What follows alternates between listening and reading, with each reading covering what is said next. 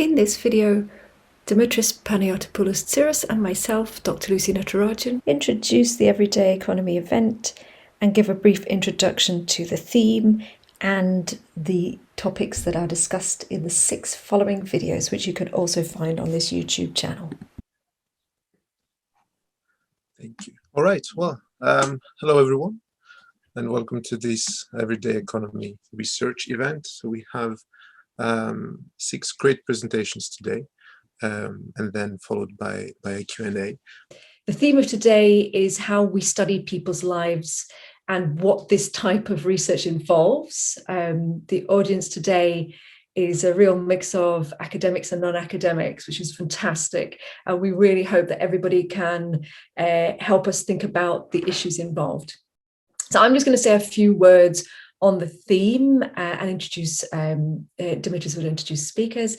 But the point of the theme is that we are responding to an emerging type of consensus, if there is such a thing, in the UK today about the need to change how we look at economic development. There's a recognition that the economy is not working equitably. Some people have focused on geographic inequalities, and others look at uneven opportunities for different social groups. But people, and for example, across different generations. But there's an agreement that we need to review and revise how we approach the economy. And some people, notably the UK 2070 Commission, have made the case for this by evidencing the negative effects of following the money. So investing where there is historic returns on investment. And others have focused on the negative impacts of the constant retooling in the search for growth. So think of environmental critiques about the constant consumption for ever-changing technologies. So as a result, there's a growing research interest in different ideas about the economy. And alternative conceptualizations of economic activity exist. For instance, the notion of a foundational economy, which is centered on the basic underpinnings of a place's potential with non-exportable goods and social services. And we can also think about ideas around reproduction, so economic processes that are not constantly new and exciting, high tech and so on, but regular things that always need to happen, like social care, hairdressing, things like that. These are, in fact, refocusing on the mundane, the ordinary activities and the everyday impacts on people and places of the economy. All of that implies we need a new way of understanding the economy. And people are starting with questions about fostering social value and cultivating or nurturing the roots in local places that are needed to grow social value out of economic development. So this could involve, for example, conspicuous care for built and natural environment, or a focus on the reproduction of communities' capabilities and capacities, as well as recognizing vulnerabilities of places. So it's a subtle change in thinking that centers on how value can be sustained in places. So what if, instead of seeing places that struggle primarily as difficult outliers, left behind and so on, we can instead see them through the eyes of those who live there.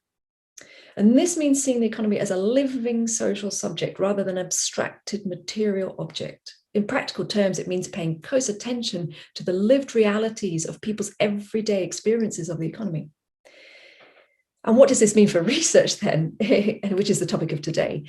It means, I would argue, taking the economy as a situated object of inquiry. So in other words, understanding what constitutes improvement of ordinary life through the detail about living standards in a particular context, getting closed-up picture of places, and within that, recognizing the agency of stakeholders, local citizens, organizations, and so on. How do they shape the economy? So to put it another way, the key unit of analysis might be the connection between the means of production and local places. I want today really to pause and reflect on what is meant in terms of the methods of research. So what can we do to study the economy as it is in places? The ideas about this everyday economy suggest that we might be tapping into local knowledge about places. And that suggests we need a live conversation with stakeholders and a connection to our research if we're going to see these people as active agents in the processes. And when we do this, we see the economy differently, perhaps, and find out about different but still very, very important aspects of the economy. And what happens when we do that? What happens when we connect to communities for that purpose? That's really the subject of today. And to help us, thank you so much to the people who are joining today and very generously giving their time. We're going to hear about research that's already happened. So we're going to have studies, hear about studies and researchers are going to share insights from what they've been doing, digging deeper, getting closer to communities and places in terms of what's happened in the past economically, what's happening now economically, and then the future. So John and Florence will be talking about how they've been learning more about economic history. Maeve and Francis will talk about different types of research on the economic experience today. And Sarah and I will reflect on researching economic futures, as it were. I've asked speakers to reflect on their research methods and how people are involved in their research.